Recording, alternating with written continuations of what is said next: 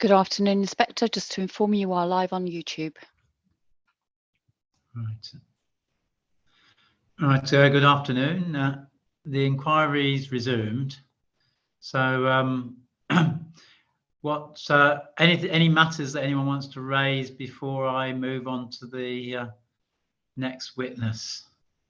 Right. In that case, I think it's Ms. Foster who's going to call the next witness. If I can hand over to you, then please. Thank you, sir. Thank you. And in terms of relevant documents, I think all you'll need is Ms. Stoughton's proof of evidence and her appendices. Ms.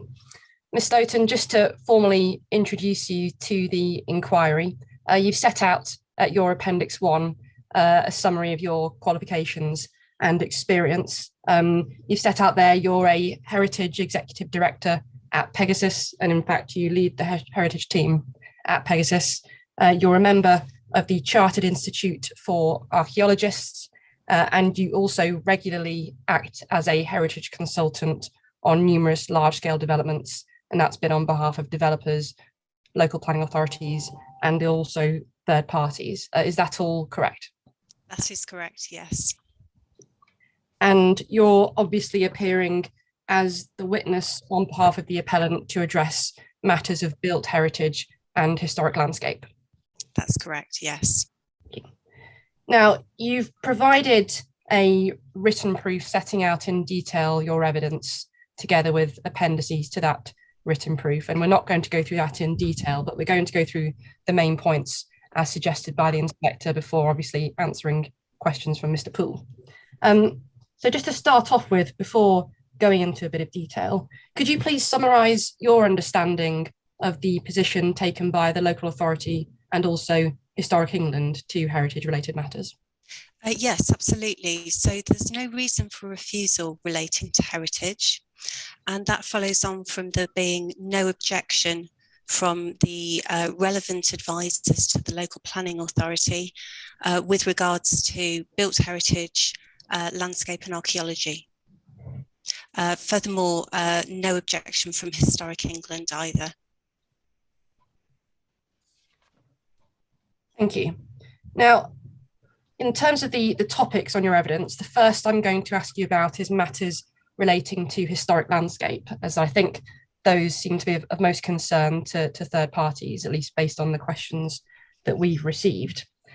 You've set out at your section 12 of your proof that you agree with the conclusions set out by Mr. Hawkins in the statement that's attached at your Appendix 2. Mr. Hawkins is a consultant from RPS who's addressed these matters in detail. Would you be able to please draw out the main points on the historic landscape conclusions, particularly bearing in mind the questions put by Mr. Poole, which you've helpfully received in advance? Yes, absolutely. I think it probably would be worth setting out my stance with regards to the site of the gallows to start with, because that does seem to have been an area of particular interest for the third parties.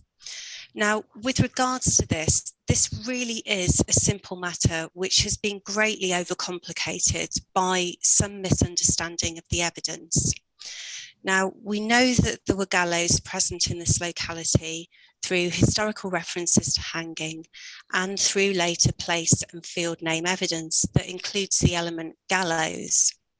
And this isn't uncommon. I've come across a fair few such references in various sites across the country. Gallows were located in prominent locations, mostly at road junctions and sometimes on hills, again for prominence. And that was integral to their significance and the reasons why they were placed. The gallows were a deterrent to committing crime, so their visibility by a large number of people was absolutely integral to why they were present. So looking at the early road layout as shown on the Adams map, and it's probably useful, sir, to look at Appendix 2 of my proof, which is Mr. Hawkins' statement, page 19 and plate 11. And just to clarify another point, which I know Mr. Paul very kindly raised, the field names of this are taken from the tithe map. They are later field names put on the 1822 map. When you look at this map, We'll just pause, sorry, Ms. Stoughton, just to get so everyone can get it up. Did you say plate 11 at page 18? plate 11 at page 19. I've got plate 11 on page 18, but me too, sir. I'm sure that's correct. Is it? So I'm looking field at names and plots on the 1822 Yeah. Evans map. Yeah. I think I've got later pagination on mine. So looking at that, it's crystal clear where the gallows would have been located. They would have been located in the area of waste or green, where the two roads fan out. And that's a really, really typical location for a gallows. There is no definitive documentary or cartographic evidence for the precise location of the gallows, but there is really clear evidence for the green. And greens in this area are typically roadside waste, commonly including land between roads, exactly as we have here, and also other such locations in the vicinity of Tenterden: Chequers on the Green, Lee Green, Iden Green, Wisley Green.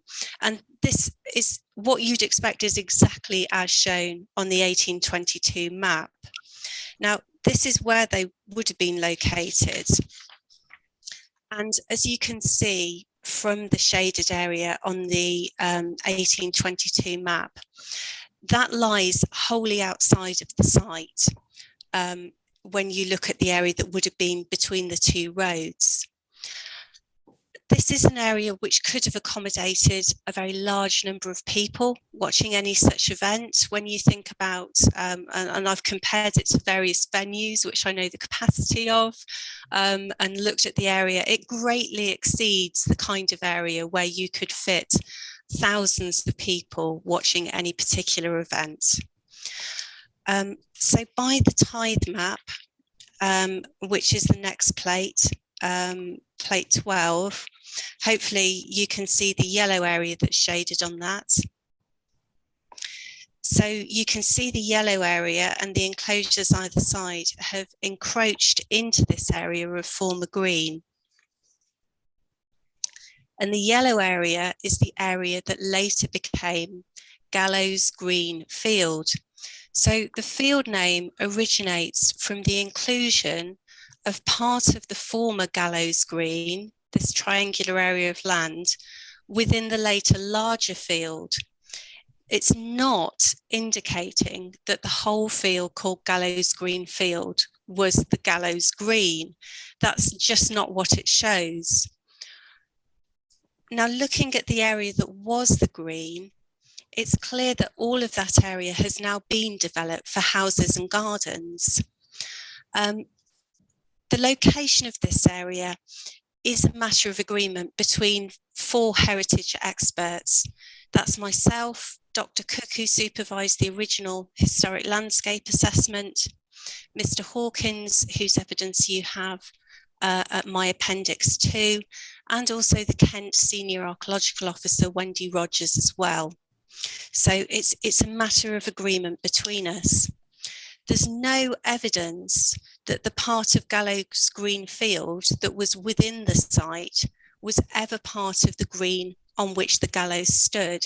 Indeed, to the contrary, all evidence, when you take into account the early maps, typical locations of gallows, all the evidence points to it being wholly outside of the site. Now, with regards to the annotations of Gallows Green on various maps, I would expect this to relate to the remnants of the roadside green area that survives on maps, and most likely place name evidence too, because the area of houses does appear to have taken its name from this former association, and it does appear to have been referred to as Gallows Green. So I think it's shown on the tithe map. which is shown on the next plate. It's also slightly clearer on plate 14 of Mr. Hawkins' evidence. And in the original RPS assessment, that also makes reference to the alternative copy of the tithe map, which shows the same annotation in approximately the same place, but covering a slightly different area, as you typically get with transcriptions of different maps. To suggest that all of the area that these various labels of gallows green, that all of the area that the wording goes over was green relating to the gallows is far too simplistic. We've got map evidence and knowledge of the historic landscape clearly suggesting it's in one place. To suggest that all of the area that the annotation goes over relates to it is just far too simplistic. And of course, all the evidence is clearly pointing elsewhere. So I hope that's a reasonably succinct explanation of the issue of the gallows. I've no doubt Mr. Paul will have a couple of questions on the matter later. And I'm sure he'll raise those afterwards. And on that basis, Ms. Stoughton, of your evidence and the evidence you've spoken about as to the location of the gallows, what's your view as to the overall effect or otherwise this proposed development will have on any historic landscape or indeed archaeological remains? Well, it won't have a negative impact on the remains because we know that the gallows green was located wholly outside of the site. But what the proposed development does give the opportunity for is appropriate signage and interpretation to mark the locality and indeed provide good information that lets people understand the former landscape in this area beyond the site itself and what happened in the past. So it actually offers the opportunity for better understanding and appreciation of the historic reference. Sorry, can I just ask, how would that be done? I think the most practical way to do it, sir, would be through an information panel. And how, I mean, I haven't seen, I don't know whether that's going to be a condition or anything or what, or agreed condition. I think there is provision for a condition that relates to the interpretation of the historic landscape. I'd have to check exactly what number it is, but there is one proposed, which would be a suitable mechanism for that. Right, thank you. Thank you, Ms. Foster. I'll hand back. No, thank you, sir. Ms. Stoughton, was there anything else you wanted to add on historic landscape matters before we move on to the built heritage part of your evidence? Yes, just very briefly, just to cover off the remainder of Mr. Hawkins' evidence. I mean, with regards to matters relating to historic landscape, an approach whereby you draw a red line round any particular development area and assess the historic landscape in totality within that isn't a correct approach. Rather, you should be looking at any intrinsic elements or areas within it that have value and then make a consideration of those. Now, within this site, they can be divided between two types of asset. So above ground and below ground, as dealt with by Mr. Hawkins in his evidence. And very briefly, the evidence for above ground remains, so we're dealing with ponds, footpaths, the extant ridge and furrow earthworks, hedgerows. Most of these have been accommodated within the proposed scheme. It's very much been led by an approach that has sought to accommodate these features wherever possible, and in my view has been extremely successful in doing so. So whilst there will be discrete areas of certain elements, so there will be sections of hedgerows that will be removed, of course overall we'll be looking to strengthen and reinforce the system of hedgerows, so there'll be no harm overall to the system. And of course, again, we've got the opportunity for on-site interpretation and enhanced access to these areas too. So I'm very clear that overall, again, there won't be any harm to the historic environment in that respect.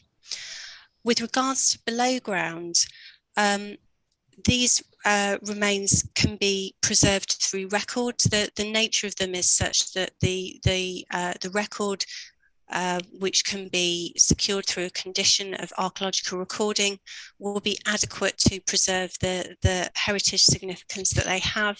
And again, there won't be residual harm in that respect. Yeah, so you're saying a planning condition Absolutely, would be applied yes. for archaeological observations during the construction? Yes, or before the construction. I don't know. It can be before. It's one of those things that thoughts shifted slightly. Developers tend to prefer to get things sorted out before construction starts, just to avoid timetable delays. We used to do endless watching briefs of house foundations, but it's shifted back to evaluation to identify precise areas and then mitigating those before construction work start. Right, thank you. Thank you, Ms. Foster. Thank you, sir. And hopefully some of these points will be clearer to you once you actually receive the draft conditions, of course. Yes, yes. Ms. Stoughton, moving on to aspects of built heritage, you've set out in your proof of evidence in detail in sections 7 to 11. You've addressed a number of heritage assets, including the Church of St Mildred's, the conservation area, and a number of listed buildings. Again, that's all set out in detail in written form, but are there any points that you'd like to draw out as to the effect the proposed development may or may not have on the significance of any of these assets? Well, I think it's worth saying at the outset that, again, the scheme has been incredibly carefully designed to have regard to the significance of these heritage assets, and that's been done through early identification of exactly how these assets derive their significance. So very briefly, looking at the church and the conservation area first, of course, thinking about their heritage significance, their significance is overwhelmingly derived from the assets themselves, and with regards to the conservation area, the buildings and spaces within it. With regards to the church, there are, of course, views to the church from the wider landscape, most notably from the area to the north, from where the topographic situation of the asset, and indeed the topographic situation of the asset within the town, can be really well understood. And so those are on plates 8 to 11 on pages 15 to 16 of my proof. Those are a selection of views taken from the public footpath. And in those views, you can really understand the location of Tenterden on a high point and the location of the church within the settlement. Now, of course, being a church, there are other views from the wider vicinity, but they don't make any particular contribution to the significance of the asset, but rather are among a large number of views that are present from the wider vicinity. With regards to the conservation area and specifically relating it to the site, there is a short section of highway and verge that does lie within both the site and the conservation area. There's a mature horse chestnut there, and that does positively contribute to the character and appearance of the area, but that will be retained within the proposed scheme. There are glimpses out towards the site from Appledore Road in the conservation area. Again, those are shown on plates 13 and 14 on my page 20. But as you can see, those are in the context of modern built form, and they don't contribute to the heritage significance of the asset through setting. There are distant views to St Mildred's Church shown on plates 16 and 17, and those are on pages 22 and 23 of my proof of evidence. These are views that have the modern settlement edge, and they don't give any understanding of either the topography of the area and the settlement and the topographic location of the church within it, or the architectural detail of the church. So they make no specific contribution other than facilitating long distance views. With regards to the conservation area, the character and appearance will be preserved. The horse chestnut tree that does contribute will be retained, and whilst there will be some traffic calming measures within the conservation area, I've reviewed those and they will be sensitively executed and won't result in any adverse impact. As you can see, sir, from the master plan and the visualisations which Mr. Smith went through, the church has been a really key consideration in the formulation of the proposed scheme, retaining these view corridors through the development, in which the church will still be seen above a line of vegetation.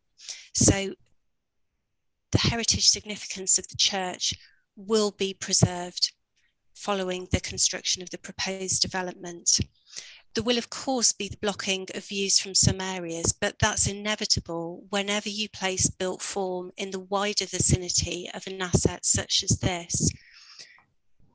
The important issue is the heritage significance of the assets won't experience any adverse impacts and will be preserved as part of the development. So that was running through the conservation area. Of course, there are a few more listed buildings in the vicinity, and just running through those very quickly. Obviously, at the junction of the road, close to the site, and there is a figure which shows these appended to my proof. The Stace House, which is 18th century building, that's shown on plate 9 on page 26 of my proof, with that looking southeast across the road junction. As with the church and the conservation area, the significance of the asset is primarily derived from its built form. Setting does make some contribution, but it's clear that here the setting of the asset has experienced a large degree of change. The asset now fronts onto the road junction and doesn't have a clear visual relationship with the site. And that's illustrated in plates 20 and 21 on page 28 of my proof. There was formerly a historic relationship between the asset and the site, but as you can see, that is no longer visible. The proposed development will be set back from the corner which is closest to the asset to ensure that there'll be no overshadowing or dominance or any effects such as that. And no harm will be caused to the heritage significance of the asset through changes in setting. On the other side of the road to Stace House is Craythorne, which is a late 18th century house, and that's shown on plate 23 on page 32 of my evidence. And as you can see from this, it faces squarely onto the road, and that's the along with the curtilage of the asset, that's the element from where it's best appreciated and understood. There's no documented historic relationship with the site, and it has glimpsed into visibility with the site only. Again, following the proposed development, no harm would be caused to the heritage significance of that asset through setting. On the same side of the road is Tenterden, which is an early 19th century house, and that's shown on plate 25 of my proof on page 38. Very similar to Craythorne, faces onto the road, doesn't have a documented relationship with the site, and the proposed development, which is divided from the asset by the line of modern development on the southern side of the road, will cause no harm to its heritage significance. Now, a further building which has been raised by third parties is 13 to 15 Appledore Road. That's shown on plate 27, which is on my page 42. This asset, it's not listed, and there's no reason why it wouldn't have been considered at the same time that the other listed buildings in the vicinity were considered for were considered for listing and indeed listed. There's a suggestion that it's early 18th century in date, but that isn't borne out by the historic map evidence, which doesn't show it to be present on the map of 1822. Even with a bit of leeway for survey, it certainly suggests that it isn't of early 18th century date. As with the other assets, its significance is primarily in its built form, and the setting of the asset has again experienced a large degree of change. The extent of its curtilage has changed to the rear, and of course it now has modern residential development on either side of it. There's no functional association with the site documented on the tithe map.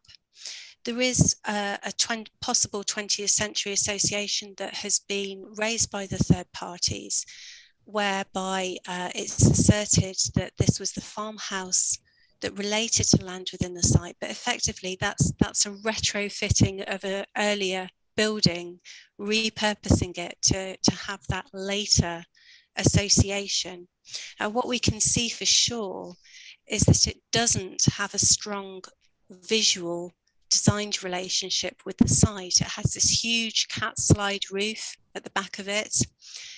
Really, it's turned its back to the site. There will be separation. There will be a setback of development from the rear, so development won't be overshadowing or cramping it. And again, no harm to the heritage significance of the asset will occur through changes in setting. Thank you. And just one point of detail on 13 to 15 Appledore Road, the building you've just spoken about. I think it's referred to by another name, and I think Mr. Poole will be asking you questions on it shortly. Is that right? Yes, I think it's the third parties refer to it as Limes Land Farmhouse. Thank you. Mm-hmm.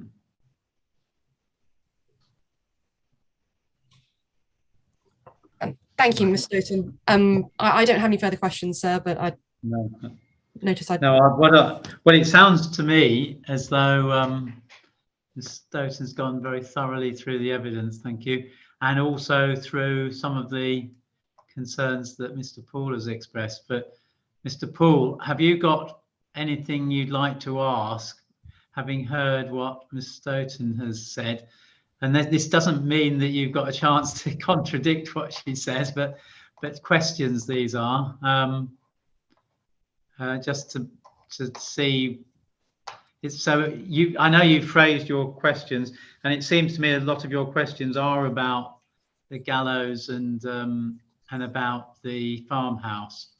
But have you got anything else you'd like to ask that hasn't been covered by Ms. Stoughton? Well, if it's okay with you, I mean, I heard that. I was very grateful for your presentation, but there were points within it that may just clarify some of the questions. Just wanted to confirmatory questions, really.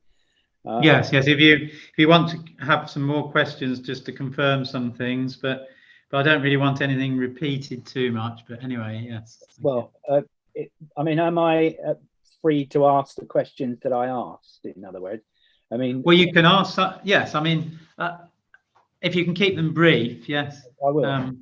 I mean, I thought that Ms. Stoughton had attempted to answer those, but anyway, we'll see. I appreciate my understanding. I'm sorry, this is where this is not my territory, this type of inquiry. But my understanding was I was being allowed to ask questions which I've put in, and so I know some of the areas that the questions I've asked have been covered, but there's some areas may not have been. So if that's okay. Yeah. Okay then. I mean, I'll help you. Well, I'll try and say, I mean, your question one. I mean, access. I mean, you're saying about evidence to support the statement in terms of field names.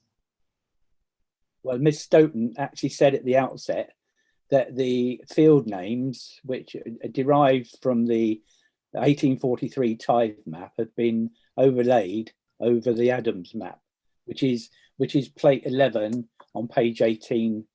Yes. Was referred to earlier. And Yes, I mean, you're querying the evidence that Miss Stoughton's given, are you, regarding the names, or what? Well, the evidence that was in the proofs made it clear that the field names were relating to both the John Adams map and the tithe map. Now, what I asked was that, in my opinion, mainly because I could never find evidence about the Adams map, was that those field names were not associated with the John Adams map. Sorry. If I might, if I'll hand over to Miss Stoughton and to see whether what can she say on that? Yeah, that's absolutely correct. That appears to be a sort of expanded typo in Mr. Hawkins' evidence. In the original RPS landscape assessment, it's labelled correctly that it's the field names from the tithe map on the 1822 map. That is correct. Right. Sorry, with the answer to that is what I assumed was no. And so my next question was basically, you've obviously a number of archaeologists have got together, obviously, and consulted on this. And I've said, can you state unequivocally that Gallows Green was on that area, or is it an opinion? Well, that's the nature of historic evidence. My professional evidence is that it's overwhelmingly probable that Gallows Green was in the area of green shown between the roads on the Adams map of 1822. And just because there is no unequivocal evidence, to misquote Indiana Jones, X very rarely marks the spot. It doesn't mean that the professional evidence of 4 heritage experts should be discounted. This is my professional judgment, and on my part, it's on the basis of looking at thousands of historic maps, the ways that they're labelled, the ways that they're annotated and drawn, and also drawing on my experience of where gallows are placed in landscape. Okay. Yeah, I think I've heard a lot on this. Would you like to move on to? Well, obviously, I had a supplementary question on that with regard to the reference to the roadways. The one roadway, which is the southern part on the Adams map that you see, is what was the road from Tenterden to Reading Street. The other part that was quoted on there was the Drove Road, which is, I think RPS have suggested it carried on to Woodchurch Road. There's based on LIDAR evidence, but in my estimation, that was never a sort of actual road as such. So I just query that at that point. It's a routeway within the landscape, and the really important thing is the location of the green between these 2 routeways. That's the intermediate stage that really nails down the location of Gallows Green, which enables you to be very confident about the location of the gallows, because it's an absolutely typical location for such a structure. I can accept what you've said on that. Right. Is it possible to move on and bring up a plate?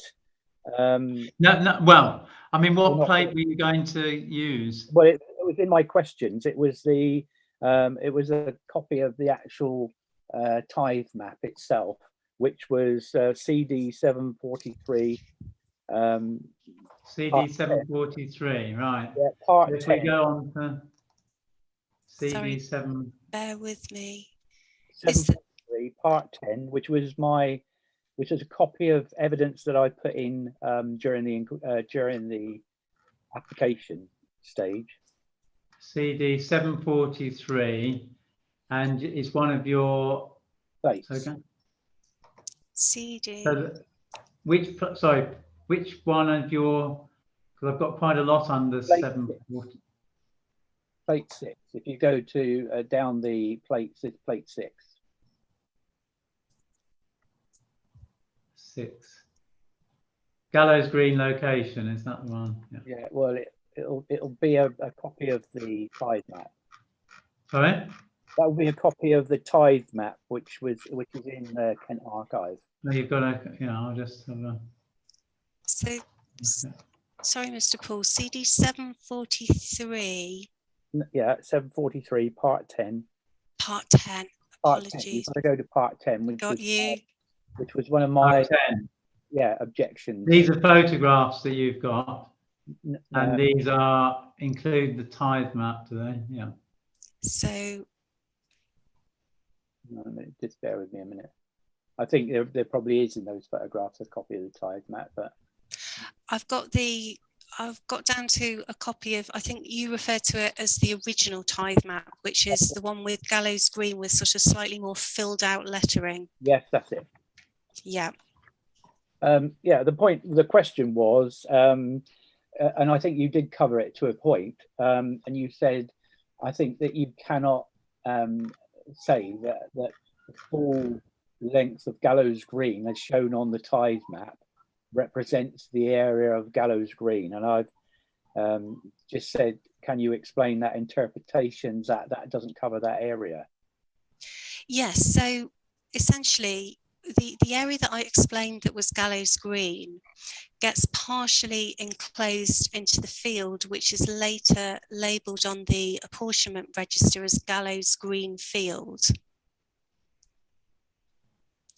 So there's an area of roadside field here, and then you've got the area which was the former field. The important thing is that the area that was the Gallows Green lay outside of the site, and whilst you have a field that later subsumes part of it and indeed takes on the name Gallows Green Field, obviously very different to Gallows Green, whilst some of that extends into the site, the area that was the Gallows Green doesn't. Okay. It probably contradicts a little bit.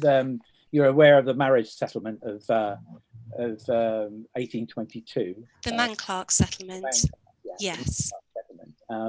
That in the detail within that, it talks about the area of the land, and it references Gallows Green in the south. But in that marriage settlement, it refers to the field as Gallows Meadow. Well, there are lots of elements of fields in the vicinity that take on the gallows element to them. We've got Great Gallows Field, Little Gallows Field, Gallows Field, Gallows Green Field. Gallows Meadow just is part of the wider suite of fields that took on that element. Again, the important issue is we know where the green was, and that lay wholly outside of the site. Okay. If I can politely, I'm unable to disagree with that position. If that's okay. Well, I don't want to keep going on about the disagreement or anything. You put your evidence in. You're asking questions of this witness. So, and the witness has given a response. So, whether you agree with it or not, I don't think that's going to. Appreciate it. Certainly, can you move on then, yes, please, Mr. Paul? Based on what you said earlier and your assessment, I mean, that's why question 4 is about proportionate research. I mean, is it your intention probably not to do any further research on interpretation of maps or other documents that may give a lead to the location of Gallows Green? From my point of view, I am wholly satisfied as to the location of Gallows Green. I think it's strong and compelling evidence for it. And in light of that, and in light of the agreement of 3 other experts, I don't think it would be proportionate to carry out any further research. And indeed, I'm not aware of any other other documents that would provide any further information on it. Otherwise, we would have looked at them. I appreciate that. One point I can make is that obviously in my further research, which you might class as... So, please, I prefer not to make statements. Okay. So, sorry. So can we move on now? About the next thing is about ponds, is it? Yes, it is. I mean, I basically said they're assumed to be mole pits. My concern is, should they be investigated a bit further to establish their origin in an archaeological sense? In other words, should there be any samples taken at the bottom of those ponds or whatever it is for an archaeological assessment, rather than assume they're ponds and just, you know, like any ordinary garden pond that you might treat as without any... Right. Yeah, if Miss Stoughton can answer that about the ponds. You haven't dealt with the ponds, I don't think, have you? No, I mean, with regards to the ponds, or first and foremost, the extant ponds are going to be retained within the proposed scheme. Yeah. So there's no point in evaluating features that aren't going to be removed or disturbed. And secondly, with regards to the investigation of ponds, with regards to ponds in rural locations, and having investigated some myself, which have indeed, you know, had indications of much greater significance, being potential medieval fish ponds, there isn't actually any further information that you would get from them. They tend to be effectively reworked within the layers by biotubation, animal action, and I just wouldn't anticipate any further archaeological evidence to be found within them. Okay. Right, thank you. The next one, actually, just out of interest, I mean, I live on Gallows Green. The historic hedgerow that I'm referring to is right outside of our property, which will be 30 metres of it are going to be removed. And I understand you're saying you're going to replace and so on, but why was it necessary to take out that 30 metres? I know there's a roadway planned to go through there, but sorry, I'm just thinking this might not be the right person to ask, but I don't know whether you can say what the significance of taking out this 30 metres is on the historic. Well, historic hedgerows. Generally speaking, you need obviously. Yeah, no. I'm asking Miss Stoughton, not you. No, I think because why it was necessary isn't Miss Stoughton's evidence. It's more about the significance of that hedgerow that's going to be removed, isn't it? I think that's what you're saying. Well, you're saying this hedgerow is going to be removed, 30 metres of it. Yes. And you're wanting to know the significance of that, really, aren't you? Because this is historical significance, isn't it, really? It is. I mean, you know, hedgerows are going to be removed, and unfortunately for us, you know, 30 metres of it with 2 trees is right outside of our property. So, obviously, I mean, with regards to hedgerows, the significance is in the system itself, not individual stretches of it. Okay. With regards to heritage significance, so whilst of course stretches will be removed, and the plan is illustrative, and you know, I am, from being part of the discussions, I am confident that the minimum section will be removed, and of course that is something that can be considered at a reserved matter stage. However, the important thing with regards to heritage significance is that the overall hedgerow system will be preserved and indeed strengthened and enhanced. So with regards to heritage significance, there will be no loss of significance overall. Okay, I can accept what you've said there, thank you. My next question really relates to your proofs. I think CD 716, your proof of evidence, and it's to do with, as you said earlier on, Lyons Land Farmhouse. Interestingly enough, you mentioned about the name Lyons Land Farmhouse. The land was sold in 1963 and was Lyons Land Farm, and hence why Limesland Farmhouse. It was known as Limesland Farmhouse when it was sold, when it was sold. So that's why I raised that, and that's why we refer to it as Limesland Farmhouse. And the question was, you've made an assessment of it without any internal examination or understanding, because the owners have obviously got a different view on the age and so on of that building. So I mean, is it normal practice to draw conclusions from the outside rather than an external examination? Normal practice is always proportionate.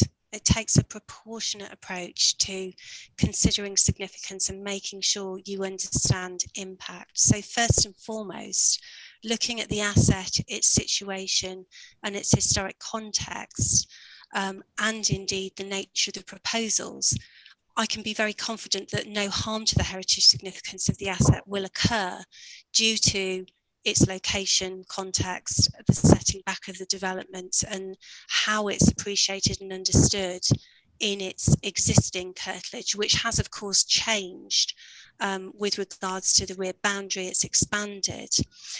So you have to take a proportionate approach. In this instance, we know that buildings in this area have of course been considered by Historic England for listing. We've got other listed buildings in the immediate vicinity. There's no reason to assume that it was an omission when they looked at it. So we can be confident that it isn't credible for listing. And indeed, that fits with the evidence that I've seen too. And it's not just looking at it from the exterior, but also looking at the historic map evidence too. The idea that it could have originated in the early 18th century doesn't sit very well at all with the map evidence. Indeed, you know, you've got this gallows green. It's contradicted by the map evidence. And we also know that the building itself has experienced a degree of change. It's first documented clearly on the tithe map as being 3 cottages. Again, there's no reason to think that that's a mistake. The tithe map is, the tithe survey and accompanying apportionment is all about land and buildings and value. So there's no reason to think that they would make such a mistake. The surveyors would have been more than familiar with multiple family occupancy in any building. It doesn't mean that they would have mistook the number of cottages. With any change to do with numbers of dwelling, you do get impacts to the historic fabric of the structure. And indeed, in the preamble to your own questions, you've stated that there have been internal changes, and there has also been the addition of these side entrances too. Now, that will have changed the circulation of the structures as they were, and they're now one dwelling as I understand. So taking a proportionate approach, looking at the map evidence, looking at the building from outside, you know, it clearly is not of any particular architectural or artistic interest. Thinking about the date of it and the changes that have been made to it, but most importantly, recognizing that there won't be any harm occurring to it, then absolutely we have taken a proportionate approach to the assessment of it. Would it be okay for me just to comment about the date that you've said? You've said it was 1843 was the earliest recording of it. The marriage settlement of 1822 clearly refers to 2 cottages. Mr. Paul, sorry, very sorry to interrupt. I said that 1843 was the earliest depiction of it. Okay. Oh, sorry. No. What, rather than actually the date of when it would? Yeah. So it might have been around since 1822 at least. But anyway, okay. Can we move on your? I mean, I think some of your questions seem to be why it shouldn't have been listed or not, but it isn't listed. So I think I don't really want to go into those. But you're saying about this co-visibility. Yes. Question 11. I think that's probably the next one to go on to. Yeah, it is. I mean, looking at the images that you've put in your proofs, I mean, the question I ask is relates probably to the landscape, what the landscape architect, is it Jeremy Smith, I think, raised the other day about modelling. You know, when you talk about co-visibility, and my question really was about, did you include in your modelling a sort of view around Limes Land Farmhouse in terms of its co-visibility? Because then probably if you put your model and your plans for their housing behind it, it may have told you something about how it impacts on the farmhouse itself or otherwise. So with regards to the computer model that Mr. Smith mentioned, that was used for the view corridors, because of course when you have views to an asset over falling land, and there were issues of how the development and the lines of development interacted with those view corridors, that was quite a complicated endeavour, which we were, you know, obviously needed to ensure we got right. So the computer model was used for that. However, I think what you're referring to is the view towards 13 to 15 from Appledore Road, and that's the view that's given in my plate 27 on page 42. I'm looking at it right now. So. Absolutely, and that's the kind of view that you don't need a computer model in order to be able to understand the impact on. A proportionate approach for that is to look at what you can see, and of course the vegetation that's present and the setback of development. So it wouldn't be a proportionate approach to take for that. I took into account the fact that you will be able to see built development from this asset following the proposed development, but the land at the moment isn't contributing to the heritage significance of the asset. The context of this asset has changed, and as such the addition of those views to built form is not going to affect the heritage significance of the asset. Yeah, okay, I think I understand that. I'm not familiar with a lot of these terms and so on. This one last point I need to make, if that's okay. And I think what question really, rather than a point to be made. I think it's a question. Can you agree that Limes Land Farmhouse has got a particular association with Limes Land Farm, in that Jess Millen, who leased it from 1898 onwards and bought it in 1920 and farmed it until 1963. So I'm saying, would you agree that Limes Land Farmhouse has a distinct association with Limes Land, i.e. the appeal site? It has a former functional association, but that doesn't go necessarily to heritage significance, because the cottages were in existence beforehand. They were effectively subsumed or retrofitted to the farm, and in a way that the building, you know, turns its back on that land. It doesn't have designed intervisibility or indeed functional intervisibility, as some farms have surveillance over the wider land. So the former relationship doesn't in this case go to heritage significance, as not all historic or more recent associations do. Okay, I think you know, I'm done really. I'm very grateful for the time you've given me. No, that's fine, thank you. This is not my territory, so. Oh no, I can understand, and thank you for providing all the questions in advance. So it was a chance to have a look at your concerns. So okay. Thank you very much. Thank you. I'm assuming there wasn't anything else for Ms. Stoughton to respond. I don't think so. I think most of it's been covered. I've got the general drift of everything. I think I've covered. Yeah, thank you. Anyway, thank you, Ms. Foster. I don't expect you to have any follow-ups, but so I'm happy to conclude there unless there's anything else that needs to be stated. I'll hand over to you anyway, just to conclude. Yeah. No, thank you, sir. You're correct. I've got no follow-up questions. Right. Thank you, Ms. Stoughton. And so what I'll do is I'm aware of the time, but I think we've got some time for the next witness. But I'll have a brief adjournment to get everything ready. And the next witness is going to be Mr. Marshall.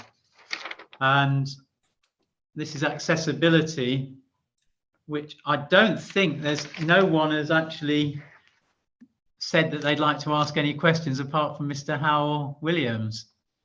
So I'm not sure that's, I'm not aware of any third parties wanting to ask questions. So it might be Mr. Howell Williams, but I'll have a 5-minute adjournment just to get everyone sorted and get the documents and everything up. So I'll adjourn until, so I make it 10 to, I'll adjourn until 5 to 3. So